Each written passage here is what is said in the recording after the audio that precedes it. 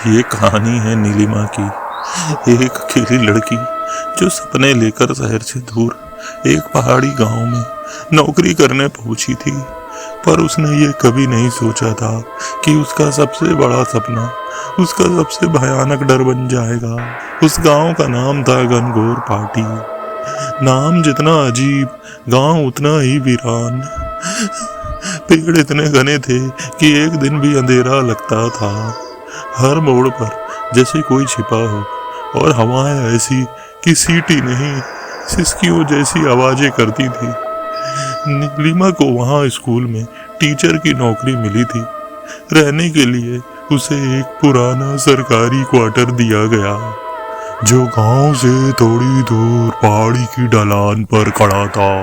वो घर, उसके बाहर एक टूटी खिड़की थी जिस पर जाले लगे थे, लेकिन अंदर सब कुछ चुप था। एक अजीब सी चुप्पी, जैसे दीवारें कुछ छुपा रही हो। नीलिमा ने पहली रात जैसे तैसे बिता ली, लेकिन आधी रात को एक ठंडी लहर उसके पैरों से गुजरी। उसने आंखें खोली तो देखा खिड़की की तरफ कोई परछाई थी। एक औरत झुकी हुई, बाल गीले, आंखें लाल। नीलिमा घबरा कर उठ बैठी, लाइट ऑन की, बाहर देखा, कोई नहीं। उसे लगाया शायद सपना होगा। लेकिन अगले दिन स्कूल में बच्चों ने कहा, मैडम आपने खिड़की वाली बाई को देखा क्या? वो सबको देखती है लेकिन कोई उसको नहीं देख पाता। नीलिमा हंस दी, पर बच्चों के चेहरे पर जो डर था वो मजाक नहीं था। एक दिन बूढ़ा आदमी उससे मिलने आया। उसने धीरे स्वर में कहा, बिटिया रात में खिड़की मत खोलना और खिड़की की तरफ पीठ मत करना। नीलिमा घबरा गई, बोली क्यों? वो सिर्फ इतना बोला। उसने आग में जलकर बदला लिया था।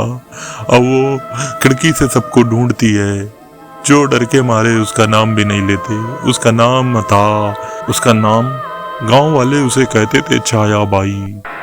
आज से 50 साल पहले इसी क्वार्टर में एक औरत रहा करती थी, विधवा।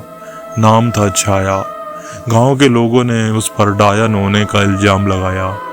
कहते थे उसके कारण गांव में बच्चे मरने लगे, फसलें सूखने लगी। एक दिन पूरे गांव ने मिलकर उसे इसी घर में बंद कर दिया और आग लगा दी।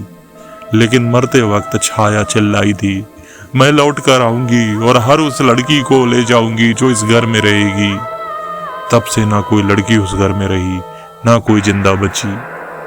उस रात नीलिमा ने सपना देखा, छाया बाई उसे पुकार रही थी, तेरी आंखों में मेरी आंखें चाहिए, तेरी सांसों में मेरी सिसकियां। नीलिमा उठी, देखा खिड़की खुली है और बाहर वही औरत खड़ी है, लेकिन अब वो धीरे धीरे अंदर आ रही है। नीलिमा दरवाजा बंद करने लगी, पर दरवाजा अपने आप खुल गया।